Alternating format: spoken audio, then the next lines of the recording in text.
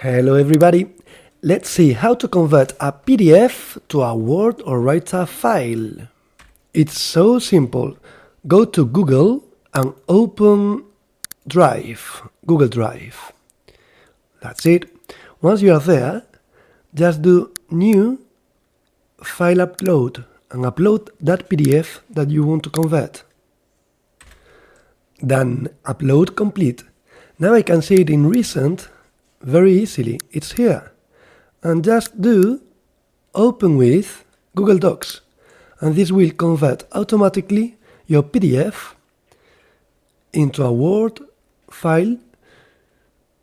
Here is a Google Doc, but if you want to open it with Word or Writer, just do Download Microsoft Word. And you have here the file available to open from your computer.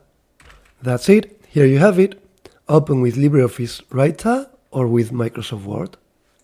Okay, I hope you enjoyed. Remember, just upload your documents to Drive and do Open with. See you next time.